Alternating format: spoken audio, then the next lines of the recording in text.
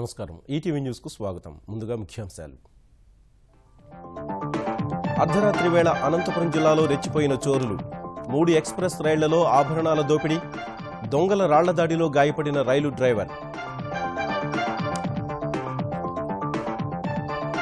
నిర్మాణ ఉత్పత్తి కేంద్రంగా ఆంధ్రప్రదేశ్ను మలిచే ప్రయత్నాలు 6000 ఎకరాల్లో ప్రత్యేక జోన్లు శ్రీకాకుళం విజయనగరం జిల్లాల్లో ఏర్పాటుకు కసరత్తు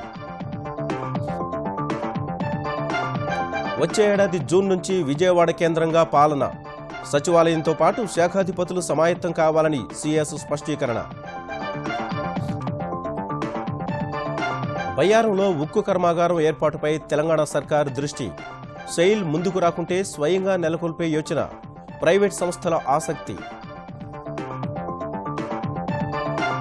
వరంగల్ ఉప ఎన్నిక బరిలో 31 మంది అభ్యర్థులు రేపటితో ముగియనున్న ఉపసంహరణ గడువు ప్రచార వ్యూహాలపై దృష్టి పెట్టిన ప్రధాన పార్టీలు చోటా రాజన్ను భారత్కు తీసుకొచ్చిన పోలీసులు ఇండోనేషియా నుంచి ఢిల్లీ చేరిక కేసులన్నీ సీబీఐకి బదిలీ చేసిన మహారాష్ట్ర ప్రభుత్వం అసహనానికి వ్యతిరేకంగా అవార్డులు తిరిగిచ్చిన మరో 24 మంది రాష్ట్రపతి ప్రధానికి లేఖలు కల్పిత ప్రచారం చేస్తున్నారని వెంకయ్య ధ్వజం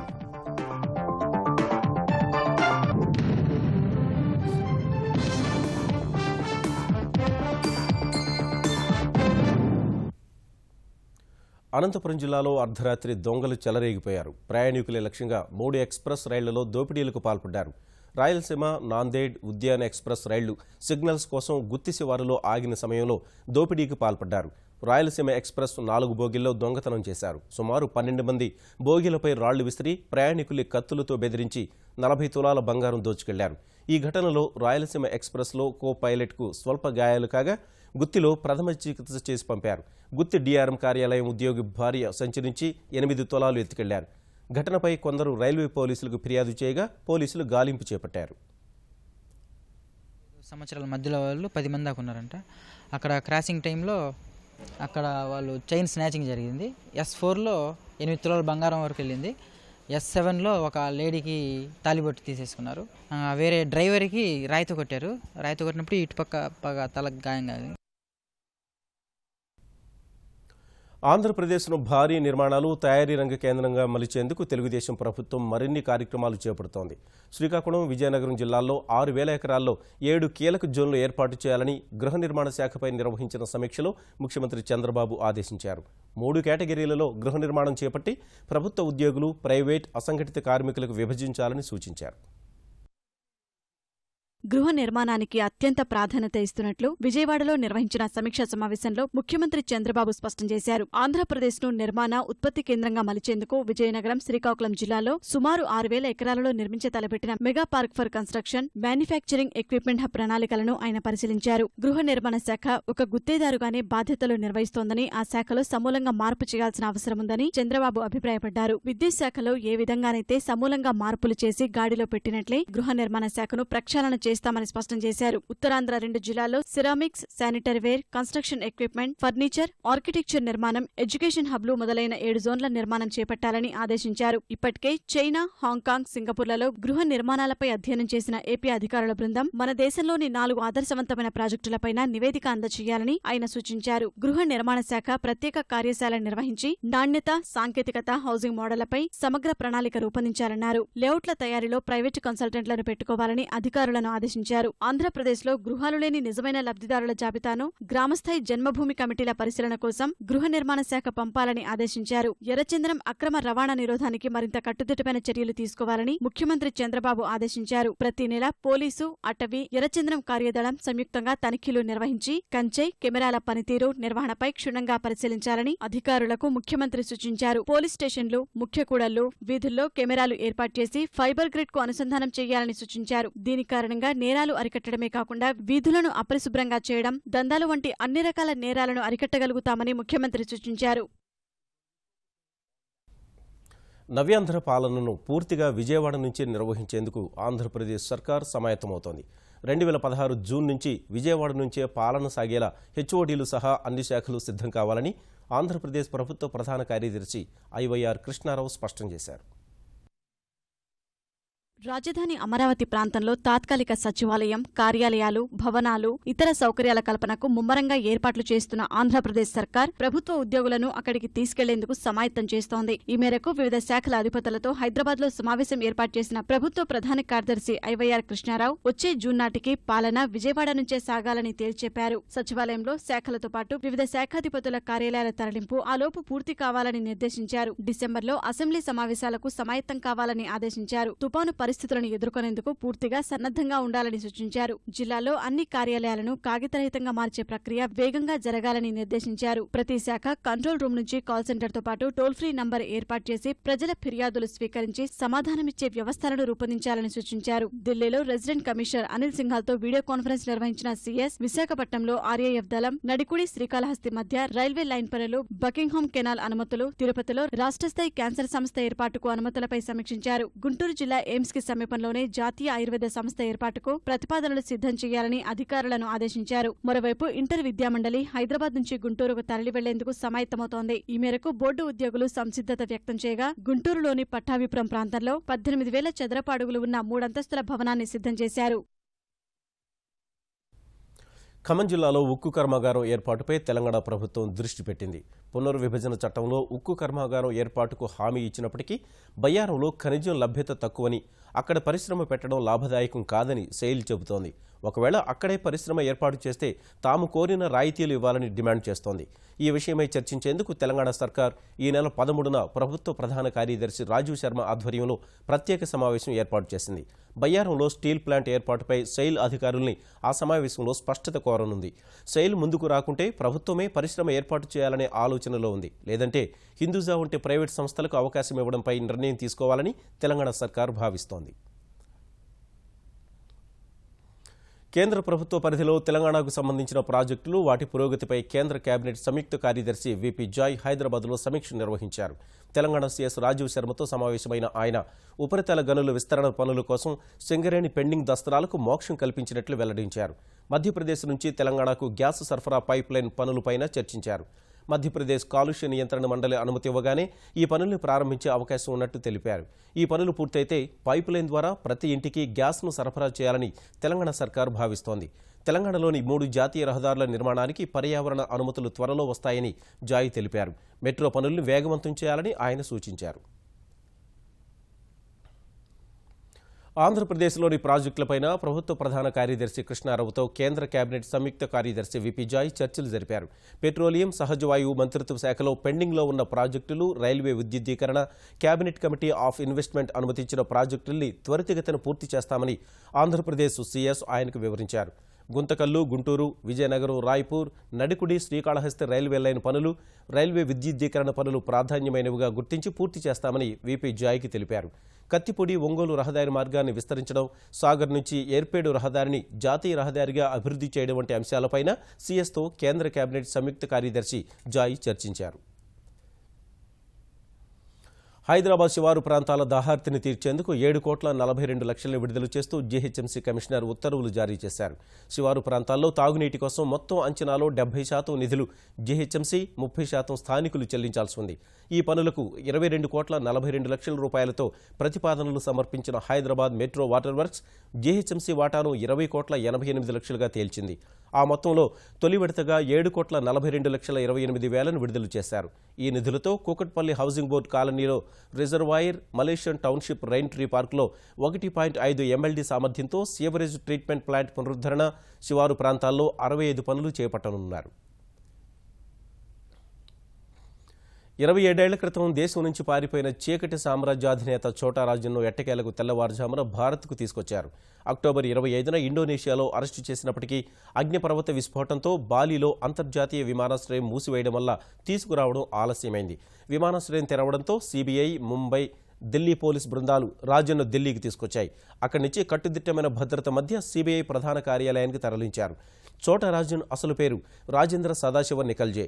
హత్య, స్మగ్లింగ్, అపహరణ, మాదక ద్రవ్యాల రవాణా వంటి తీవ్ర నేరాల్లో నిందితుడిగా ఉన్న ఛోటా రాజన్ 1988లో దుబాయ్ పారిపోయాడు. ముంబై పోలీసులపై నమ్మకం లేదని ఛోటా రాజన్ ఆరోపణలు చేసిన నేపథ్యంలో మహారాష్ట్ర ప్రభుత్వం అతని కేసుల్ని మొత్తం సీబీఐకి అప్పగించింది. ముంబై పోలీసుల పరిధిలో ఛోటా రాజన్పై 70 కేసులున్నాయి. ఇందులో 20 కేసులు హత్య కేసులు. వరంగల్ పార్లమెంటు ఉప ఎన్నికలో నామినేషన్ల పరిశీలన పూర్తయింది. 31 మంది అభ్యర్థులు ఉప ఎన్నిక బరిలో నిలిచారు. మొత్తం 38 మంది నామినేషన్లు వేయగా 7 అభ్యర్థులు నామినేషన్లను వివిధ కారణాలతో జిల్లా ఎన్నికల అధికారులు తిరస్కరించారు. ఇందులో సిరిసిల్ల రాజయ్య కాంగ్రెస్ నుంచి మొదటి సెట్ నామినేషన్ దాఖలు చేయగా సర్వే సత్యనారాయణకు పార్టీ బీఫామ్ ఇవ్వడంతో ఆయన నామినేషన్ తిరస్కరించినట్లు ఎన్నికల అధికారులు ప్రకటించారు. రేపటిలోగా అభ్యర్థులు నామినేషన్లు ఉపసంహరించుకోవచ్చని అధికారులు సూచించారు. మరోవైపు కాంగ్రెస్ తెరాసలో ప్రచార వ్యూహాలపై దృష్టి పెట్టాయి. సిరిసిల్ల రాజయ్య ఘటన నుంచి కార్యకర్తలు త్వరగా తేరుకొని ప్రచారంపై దృష్టి పెట్టేలా చూడాలని కాంగ్రెస్ భావిస్తోంది. కాంగ్రెస్ బాటలో నడుస్తున్న తెరాసకు వరంగల్ ఉప ఎన్నికల్లో ఓటమి తప్పదని భాజపా తెలంగాణ శాసనసభాపక్ష నేత లక్ష్మణ్ జోషి చెప్పారు. రైతుల ఆత్మహత్యలకు కారణమైన తెరాసకు వరంగల్ ప్రజలు బుద్ధి చెప్పాలని ఆయన పిలుపునిచ్చారు. ఈ వరంగల్ ప్రజలు బ్రేక్ వేయడం ఖాయము, ఖచ్చితంగా బొప్పి కట్టడం కూడా ఖాయమని చెప్పి కూడా ఈ సందర్భంగా నేను తెలియజేస్తున్నాను. ప్రజలు పూర్తిగా తిరస్కరించారో ఆ కాంగ్రెస్ బాటలో నడుస్తూ ఇవాళ ఓటు అడిగేటువంటి పరిస్థితి లేదు. కాబట్టి ఇవాళ ఖచ్చితంగా వరంగల్ ఉప ఎన్నికల్లో ప్రధానమైన పోటీ టీఆర్ఎస్ బీజేపీకి మాత్రమే కానీ కాంగ్రెస్ బరిలో లేదు. మహిళలపై దాడుల్ని నియంత్రించేలా చట్టాలను పటిష్టంగా అమలు చేసేందుకు ఆంధ్రప్రదేశ్ సర్కార్ సిద్ధమవుతోంది. ఆర్టీసీ బస్సుల్లో మహిళల సీట్ల వరకు ప్రత్యేక మెస్ ఏర్పాటు, చట్టాల అమలుకు సాంకేతిక పరిజ్ఞానం వినియోగం పెంచాలని నిర్ణయించింది. బాలికల్లో చిన్నతనం నుంచే ధైర్య సాహసాలు పెంపొందించే కార్యక్రమాలను పాఠశాల స్థాయిలోనే అమలు చేయాలని ముఖ్యమంత్రి చంద్రబాబు అధికారుల్ని ఆదేశించారు. వికలాంగులకు స్టడీ సర్కిల్ ఏర్పాటు చేయాలని నిర్ణయించారు. వృద్ధులు, వికలాంగులకు ప్రయోగాత్మకంగా విశాఖ, అమరావతి, తిరుపతి, కర్నూలులో 4 శరణాలయాలను సత్వరమే ఏర్పాటు చేయాలని ముఖ్యమంత్రి ఆదేశించారు. ఆటోస్, ఈ టాక్సీస్ ఇవన్నిటికి కూడా జీపీఎస్ సిస్టమ్ ఏర్పాటు చేసే విధంగా చర్యలు తీసుకోవాలని కూడా గౌరవ సీఎం గారు ఆదేశించడం జరిగింది. నైట్ డ్యూటీకి వెళ్లేటువంటి ఈ లేడీస్ ఎవరైతే ఉంటారో వాళ్ళ సెక్యూరిటీకి, సేఫ్కి సంబంధించి కూడా ప్రత్యేకమైనటువంటి చర్యలు తీసుకోవాలని కూడా గౌరవ సీఎం గారు చెప్పడం జరిగింది. కాంపన్సేషన్ కూడా ఇమీడియట్గా ఇవ్వాలి. ఆ రిపోర్ట్ కూడా ఇమీడియట్గా వచ్చేలా కూడా ఏర్పాట్లు చేయాలనేసి గౌరవ సీఎం గారు ఆదేశించడం జరిగింది. మహిళలకు వంట గ్యాస్ కనెక్షన్లు ఇచ్చేందుకు బడ్జెట్లో 300 కోట్లు కేటాయించిన ఘనత కేసీఆర్ ప్రభుత్వానికే దక్కుతుందని తెలంగాణ పౌర సరఫరాల మంత్రి ఈటల రాజేందర్ వ్యాఖ్యానించారు. మరో మంత్రి తుమ్మల నాగేశ్వరరావుతో కలిసి ఖమ్మంలో పర్యటించిన ఈటల కొత్తగూడెం, అల్లిపురం, పుట్టకోట, గొల్లగూడెం ప్రాంతాల్లో 2.45 కోట్లతో చేపట్టిన అభివృద్ధి పనులకు శంకుస్థాపన చేశారు. ఒక్క ఏడాదిలోనే 50,000 వంట గ్యాస్ కనెక్షన్లు మంజూరు చేసినట్లు చెప్పిన ఆయన తెలంగాణలో అర్హులందరికీ గ్యాస్ కనెక్షన్లు ఇస్తామని స్పష్టం చేశారు. ఆడబిడ్డలకి తెలంగాణ వచ్చిన సంబరంలో వాళ్ళకు గిఫ్ట్ ఇవ్వాలి అని చెప్పి, గ్యాస్ కనెక్షన్ ఇవ్వాలని చెప్పి అన్నప్పుడు ఎన్ని కోట్లైనా పర్వాలేదు వాళ్ళందరికీ గ్యాస్ కనెక్షన్లు ఇవ్వమని చెప్పి ఆదేశించినటువంటి వ్యక్తి మన రాష్ట్ర ముఖ్యమంత్రి కేసీఆర్ గారిని చెప్పి మనం చేస్తా ఉన్నాం. 300 కోట్ల రూపాయల గ్యాస్ కనెక్షన్ల కోసం కేటాయించిన సందర్భం తెలంగాణ రాష్ట్రంలో అని చెప్పి మనం చేస్తా ఉన్నాం. 3,000 కోట్లతో రాయలసీమలోని పెండింగ్ నీటి ప్రాజెక్టులను పూర్తి చేస్తామని ఆంధ్రప్రదేశ్ జలవనరుల శాఖ మంత్రి దేవినేని ఉమామహేశ్వరరావు తెలిపారు. కడప జిల్లా పులివెందుల నియోజకవర్గంలో శాసనమండలి ఉపాధ్యక్షుడు సతీష్ కుమార్ రెడ్డి చేపట్టిన సైకిల్ యాత్ర ముగింపు సభలో పాల్గొన్న ఆయన అభివృద్ధిని అడ్డుకుంటున్నారంటూ ప్రతిపక్ష నేత జగన్పై ధ్వజమెత్తారు.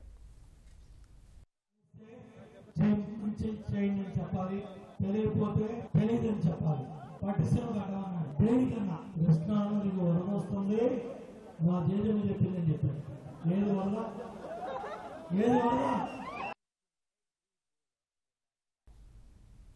గోదావరి పుష్కరాలు నిర్వహించిన తరహాలోనే వచ్చే ఏడాది ఆగస్టులో జరగనున్న కృష్ణా పుష్కరాలను ఘనంగా నిర్వహిస్తామని తెలంగాణ దేవాదాయ శాఖ మంత్రి ఇంద్రకరణ్ రెడ్డి విశ్వాసం వ్యక్తం చేశారు. కృష్ణా పుష్కర ఏర్పాట్లపై మహబూబ్నగర్ జిల్లా ప్రజాప్రతినిధులు, ఉన్నతాధికారులతో సమీక్షించిన ఆయన ఘాట్ల నిర్మాణం, సౌకర్యాలపై చర్చించారు. జిల్లాలో పుష్కరాల కోసం 52 ఘాట్ల నిర్మాణానికి 383 కోట్ల రూపాయలు ప్రతిపాదనలు వచ్చాయని, త్వరలోనే ముఖ్యమంత్రితో చర్చించి టెండర్లు ఖరారు చేస్తామని మంత్రి వెల్లడించారు. నిజంగా కూడా భక్తులకు ఎటువంటి అసౌకర్యం జరగకుండా, రోడ్లలో ట్రాఫిక్ జామ్ కాకుండా, మరి అదేవిధంగా స్నానఘట్టాల దగ్గర ఎటువంటి ఇబ్బంది కాకుండా అన్ని రకాలుగా ప్రయత్నాలు చేయడానికి, అన్ని రకాలుగా ఫెసిలిటీస్ ఇవ్వడానికి ప్రభుత్వం తప్పకుండా ప్రయత్నం చేస్తుంది.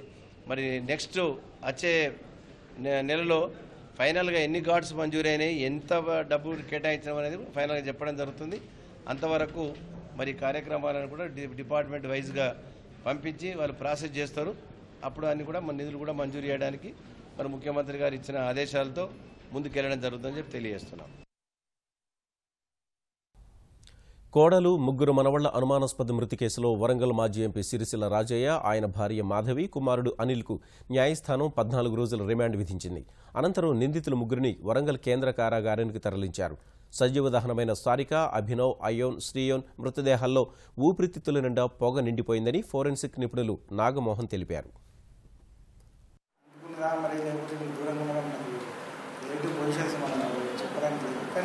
ఎక్కువసేపు కాలింది, మంటలో బాడీ ఎక్కువసేపు కాలింది. కాలినప్పుడు ఆమె శ్వాస తీసుకున్నట్టు కూడా ఉంది. అందుకని శ్వాస కోశంలో కూడా మనకు ఊపిరితిత్తుల ముందు ఉండే శ్వాస కోశంలో కూడా ఈ కార్బన్ డస్ట్ పార్టికల్స్ కూడా ఉన్నాయి. అంటే అందరూ శ్వాస తీసుకుంటారు. ప్రభుత్వ పథకాలను క్షేత్రస్థాయికి మరింత బలంగా తీసుకువెళ్లడంతో పాటు అన్ని రంగాల్లో తమ ముద్ర ఉండేలా కొత్త విభాగాల ఏర్పాటుపై తెలుగుదేశం దృష్టి సారించింది. ఇప్పటికే ఉన్న టీఎన్టీయూసీతో పాటు ఆటో యూనియన్లకు ప్రత్యేక విభాగం ఏర్పాటు చేయాలని పార్టీ నిర్ణయించింది. ఈ మేరకు కార్మిక సంఘాలతో చర్చలు జరిపి విధి విధానాలు ఖరారు చేసే పనిలో పడింది. టీఎన్ఎస్ తరహాలో పట్టభద్రుల కోసం మరో విభాగం ఏర్పాటు చేయనుంది. ఉపాధ్యాయ, పట్టభద్రుల ఎమ్మెల్సీ ఎన్నికలతో పాటు ఇతర అంశాలపైన పనిచేసేలా ఈ విభాగాన్ని తీర్చిదిద్దనున్నారు. దీనికి తుది రూపం ఇవ్వడంపై తెలుగుదేశం విస్తృతంగా చర్చిస్తోంది. అన్ని వర్గాల్లోనూ తెలుగుదేశం అనుబంధ విభాగాలు ఉంటే అందరినీ దగ్గరకు తీసుకున్నట్లు అవుతుందన్న జాతీయ ప్రధాన కార్యదర్శి లోకేష్ చేసిన సిఫార్సు మేరకు కొత్త విభాగాల ఏర్పాటుపై కసరత్తు జరుగుతోంది. వేల సంఖ్యలో ఉన్న అంగన్వాడీలను సంక్షేమ పథకాల ప్రచారకులుగా చేయాలని ప్రభుత్వానికి పార్టీ సిఫార్సు చేసింది. ఇసుక అక్రమ తవ్వకాలు, రవాణాను తీవ్రమైన నేరాలుగా ఎందుకు కేసులు నమోదు చేయడం లేదని తెలంగాణ ప్రభుత్వాన్ని హైకోర్టు ప్రశ్నించింది. న్యాయస్థానాలు వారెంట్ లేకుండా నేరుగా అరెస్టు చేసే అవకాశమున్న కాగ్నిజబుల్ కేసులు, నాన్ బెయిలబుల్ కేసులు ఎందుకు పెట్టడం లేదని నిలదీసింది. ఇసుక రవాణా వాహనాలను అధికారులు సీజ్ చేయడాన్ని సవాల్ చేస్తూ దాఖలైన పిటిషన్లపై విచారణ జరిపిన హైకోర్టు ఆయా వాహనాల విడుదలకు వారంలోపు దరఖాస్తు చేసుకోవాలని పిటిషనర్లకు సూచించింది. దరఖాస్తుల్ని పరిశీలించి చట్ట ప్రకారం నిర్ణయం తీసుకోవాలని అధికారుల్ని ఆదేశించింది. ఇసుక అక్రమాల నిరోధానికి ఎలాంటి చర్యలు తీసుకుంటున్నారో తెలుపుతూ ప్రమాణపత్రాలు దాఖలు చేయాలని తెలంగాణ రెవెన్యూ, గనుల శాఖ ముఖ్య కార్యదర్శుల్ని ఆదేశించింది. హైదరాబాద్ మహానగరపాలక సంస్థ వార్డుల్ని 150గానే ఖరారు చేయడాన్ని సవాల్ చేస్తూ దాఖలైన వ్యాజ్యాలపై హైకోర్టులో విచారణ ముగిసింది. వార్డుల్ని 150గా పేర్కొంటూ ప్రభుత్వం జారీ చేసిన ఉత్తర్వుల్ని సవాల్ చేస్తూ భాజపాకు చెందిన జిఆర్ కరుణాకర్, భాస్కర్ రాజు, నరేష్ కుమార్ హైకోర్టును ఆశ్రయించారు. జీహెచ్ఎంసీ వార్డుల ఖరారు కోసం ఆంధ్రప్రదేశ్ మున్సిపల్ కార్పొరేషన్ల నిబంధనల్లో సవరణలు చేశామని కోర్టుకు తెలిపిన తెలంగాణ అడ్వకేట్ జనరల్ సవరణల్ని కాకుండా తదనుగుణంగా వచ్చిన ఉత్తర్వుల్ని ఎలా సవాల్ చేస్తారని ప్రశ్నించారు. ఏజీ వాదనలు పరిగణలోకి తీసుకున్న న్యాయస్థానం పిటిషన్లపై విచారణ ముగిస్తూ మళ్లీ వ్యాజ్యాలు దాఖలు చేసుకునేందుకు అనుమతించింది.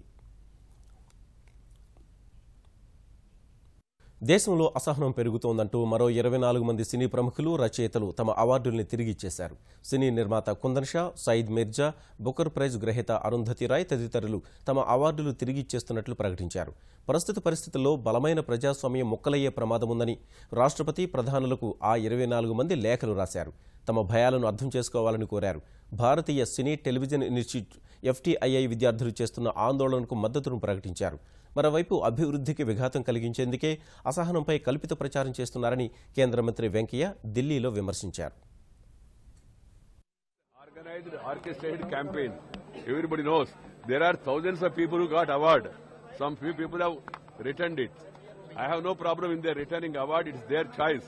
But at the same time, linking it to a government which is not responsible. They should have protested against Maharashtra government or Karnataka government or Uttar Pradesh government, which are ruled by their friendly party, Congress party and Samajwadi party. But they are blaming the Prime Minister. The idea is, as they could not fight him politically, now they are trying to use this and then try to defame him, thereby defaming the country. దేశంలో అసహనం పెరిగిపోతోందనే అంశాలపై ఎక్కువగా మాట్లాడేందుకు Tata group గౌరవ chairman Ratan Tata నిరాకరించారు. దశాబ్దాలుగా దేశంలో ఉన్న భిన్నత్వంలో ఏకత్వం ఇకపైనా కొనసాగాలని ఆయన హైదరాబాద్లో ఆకాంక్షించారు. This is a country that I think has been a country of communal harmony, a country of different nationalities and different religions that have worked together and lived together for centuries, and I'm sure we'll continue to do that. పెరుగుతున్న వాహనాల రద్దీ ప్రమాదాల నివారణకు మరిన్ని express వేల అవసరం ఉందని కేంద్ర ఉపరితల రవాణా శాఖ మంత్రి నితిన్ గడ్కరీ తెలిపారు. దేశంలో ఉన్న 1,00,000 కిలోమీటర్ల జాతీయ రహదారులకు తోడు కొత్తగా 50,000 కిలోమీటర్ల మేర జాతీయ రహదారులు నిర్మించనున్నట్లు తెలిపారు. జాతీయ రహదారులు నిర్మించే సామర్థ్యాన్ని భారీగా పెంచాలని భావిస్తున్న కేంద్రం మార్చి నాటికి రోజుకు 30 కిలోమీటర్లకు నిర్మాణ సామర్థ్యాన్ని పెంచనున్నట్లు తెలిపారు. ఏటా 5 లక్షల రోడ్డు ప్రమాదాలు జరుగుతున్నట్లు తెలిపిన గడ్కరీ 1,50,000 మంది చనిపోతున్నారని ఆవేదన వ్యక్తం చేశారు. ఇందుకు యుద్ధ ప్రాతిపదికన రహదారుల నిర్మాణం విస్తరణ చేపట్టాల్సిన అవసరం ఉందన్నారు.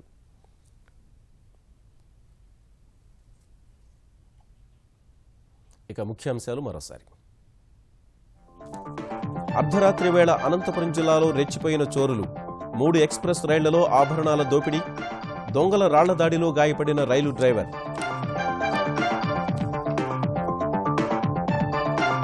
నిర్మాణ ఉత్పత్తి కేంద్రంగా ఆంధ్రప్రదేశ్ను మలిచే ప్రయత్నాలు, 6,000 ఎకరాల్లో ప్రత్యేక జోన్లు, శ్రీకాకుళం విజయనగరం జిల్లాల్లో ఏర్పాటుకు కసరత్తు. వచ్చే ఏడాది జూన్ నుంచి విజయవాడ కేంద్రంగా పాలన, సచివాలయంతో పాటు శాఖాధిపతులు సమాయత్తం కావాలని సీఎస్ స్పష్టీకరణ. బయ్యారంలో ఉక్కు కర్మాగారం ఏర్పాటుపై తెలంగాణ సర్కారు దృష్టి, సెయిల్ ముందుకు రాకుంటే స్వయంగా నెలకొల్పే యోచన, ప్రైవేట్ సంస్థల ఆసక్తి.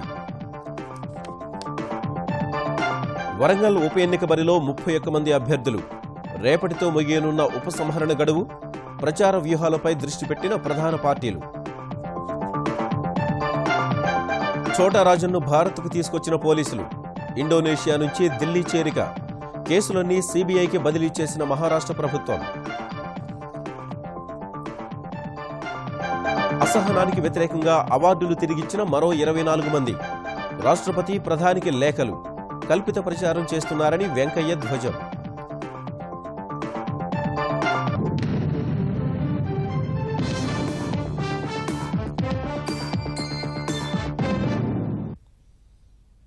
ఈటీవీ న్యూస్ సమాప్తం. నమస్కారం.